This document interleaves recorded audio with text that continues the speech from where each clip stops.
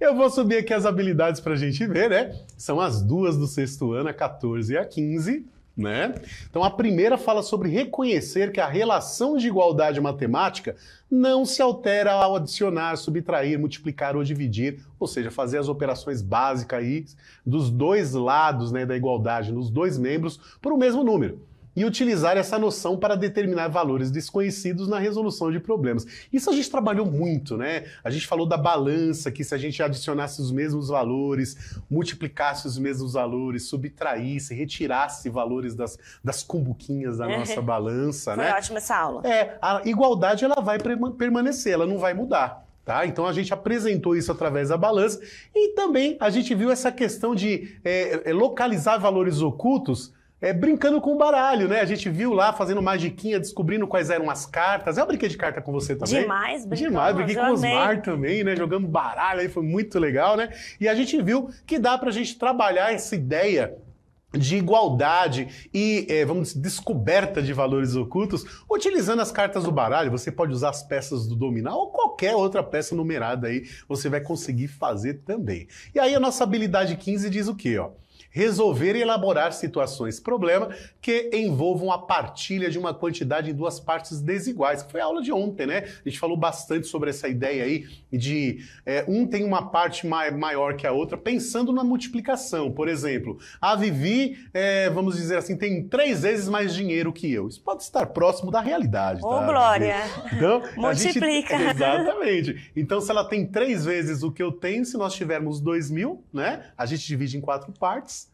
Dessas 4 partes, 3 é suas, 1 é minha. 1.500 eu tenho. Olha aí, ela aí, a estrelinha dourada pra Vivi, muito bom. É isso mesmo. E é muito prático, né? Foi legal você ter respondido rápido pra galera perceber que é uma coisa prática, na verdade, né? Se ela tem 3 partes, né? E eu tenho uma parte só, ao todo nós temos 4 partes. Então o todo tem que ser dividido por isso. Né? Verdade. E a gente vai falar bastante sobre isso hoje, né? E o que mais que a gente tem aí? Nós temos...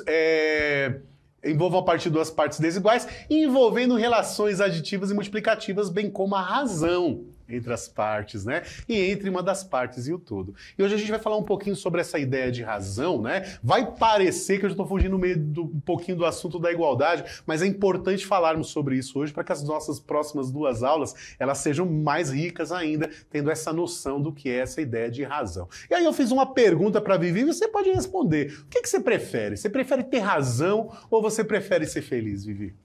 Eu gosto de ser feliz, viu, É mesmo? Eu vou falar pra você que ter razão me faz muito feliz, viu? Eu prefiro ser feliz, né? Por que eu tô falando? As pessoas falam assim, né? Numa discussão, né? A gente fala, alguns homens falam assim, é melhor ter paz do que ter razão, né? Mesmo? Pra evitar o conflito.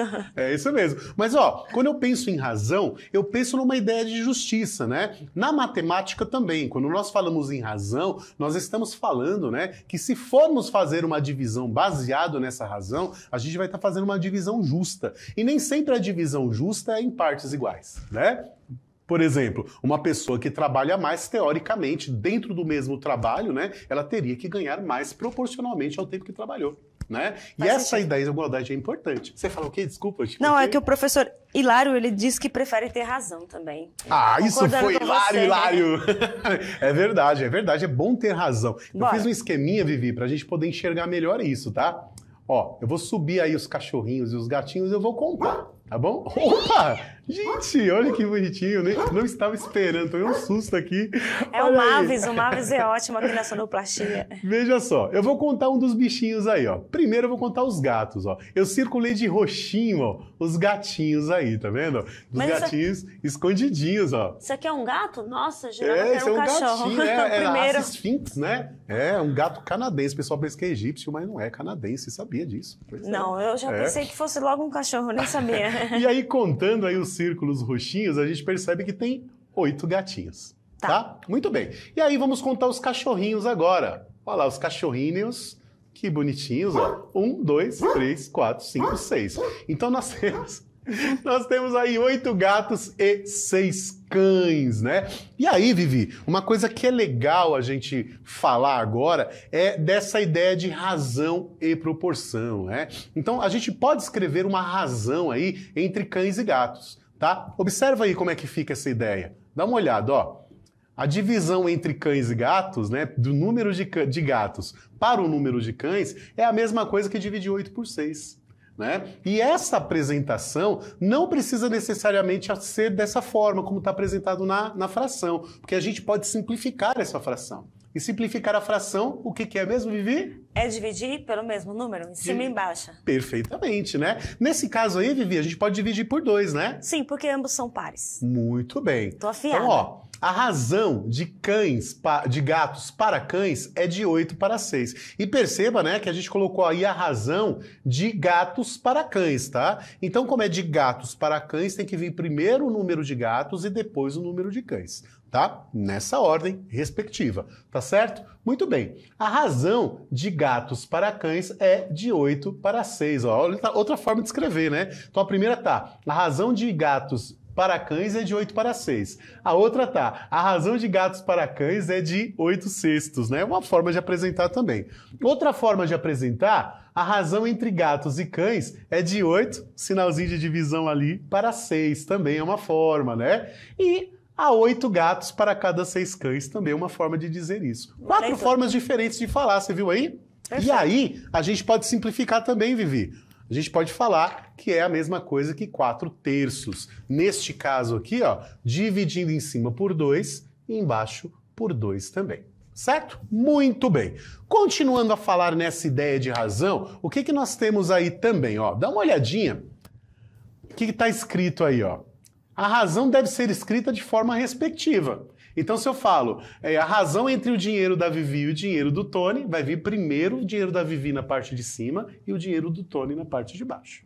Tá? Claro que vai ficar milhões para alguns reaisinhos, né? Mas é pouca. Eu amo falar de dinheirinhos. É isso aí. Então, vamos lá. É bom que a razão seja escrita na forma mais simplificada possível. É bom, tá certo? Sim. Existem situações que você pode deixar assim lá na forma sem ser simplificada, mas é bom que esteja sempre simplificado, principalmente quando a gente estiver respondendo questões aí das APs, do Saresp, dos vestibulares, concursos públicos, né? Sempre simplificado, tá?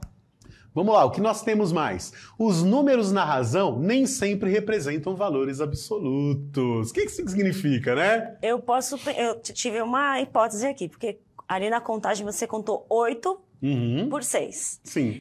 Mas poderia ter contado 4 para 3. Representa a mesma ideia, sim, só que a quantidade, o número ali, o valor numérico é diferente, né? Exatamente. Esse 4 não significa que são 4 gatos. 4 gatos, né? Pode ser outra coisa. E aí, representando essa ideia, Vivi, olha o que fala. Ó. A razão entre doces e salgados comprados para uma festa é de 4 para 5.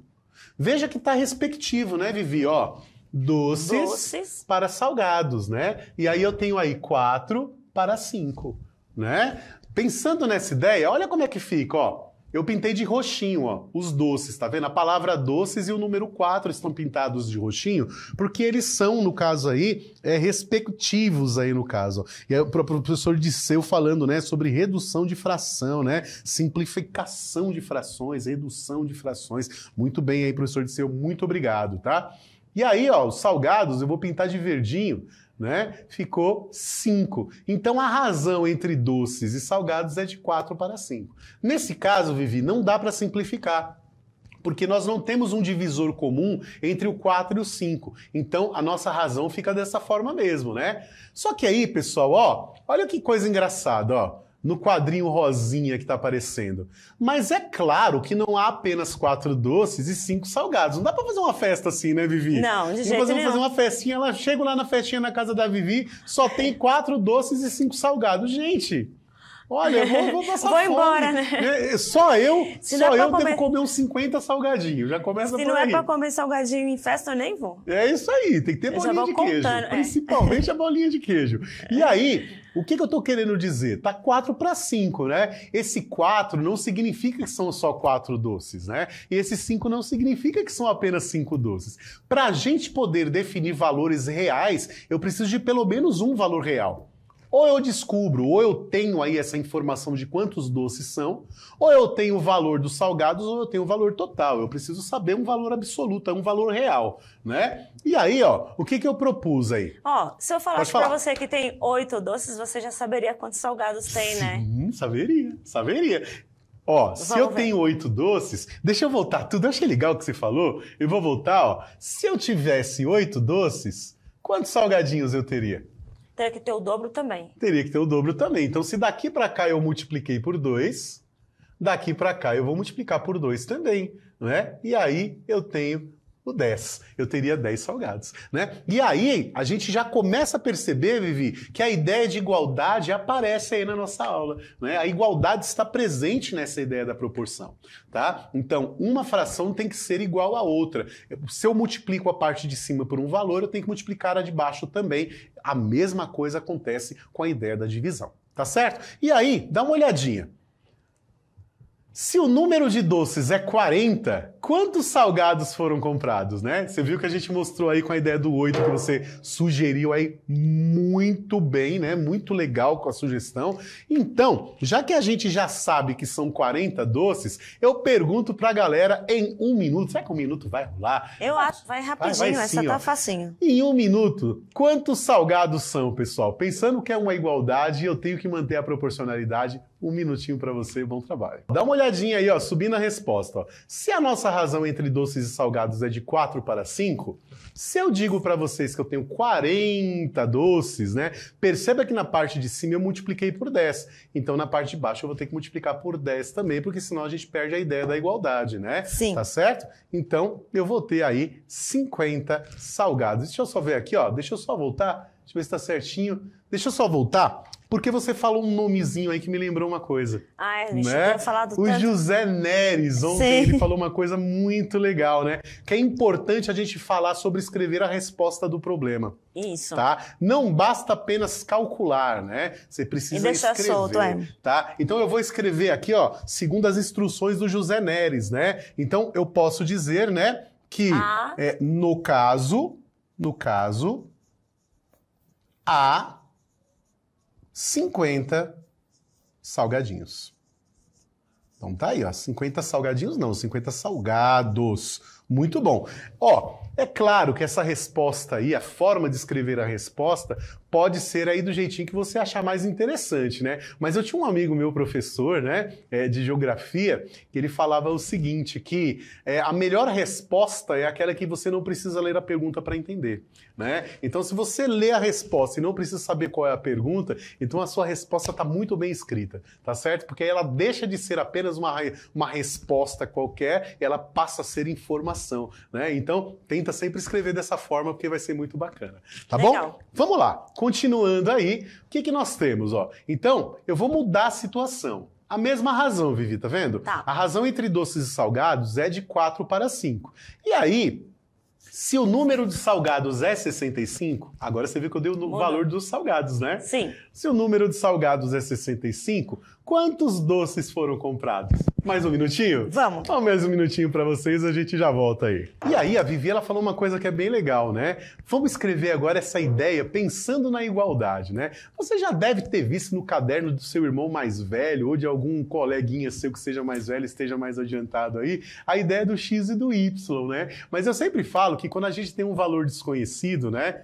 Costumo falar dessa forma, tá? Não fica sempre usando X e Y, não, porque às vezes você pode se confundir um pouquinho, né? Eu digo que a gente vai usar X e Y quando estiver calculando cheeseburger e yakisoba. Se não, pessoal, usa a letra que define aquilo que você está procurando, Eu né? gosto também. A nossa produtora tá com fome, eu fico falando de comida aqui o tempo todo, mas é isso mesmo, gente. Trabalhar com comida é muito mais interessante. Então, o que eu vou escrever, Vivi? Ó, se ele tá falando pra gente aqui que os salgados é 65, montando a nossa igualdade, eu vou fazer assim, ó. Eu vou colocar o 65 aqui embaixo, e esse valor aqui de cima é o meu valor desconhecido, que eu vou representar com a letra D. Eu desconfio. É D de doce, né, Tony? D de doce. D de É doce, isso, muito bom. Isso mesmo. Se eu colocasse um B aqui, seria o quê? Não sei não. B de brigadeiro, que é doce também. Ó, veja, pessoal, que daqui para cá eu multipliquei por 13. Mas como é que eu sei que multiplicou por 13, né? Basta dividir. Exato. Né? Eu posso fazer a operação inversa aí também, que a gente já aprendeu nas aulas, né? Se eu sei que de 5 foi para 65, para saber por quanto multiplicou, basta pegar o 65 e dividir pelo 5. E você vai ter o 13. Tá? Então eu sei que na parte de cima eu também preciso multiplicar por 13.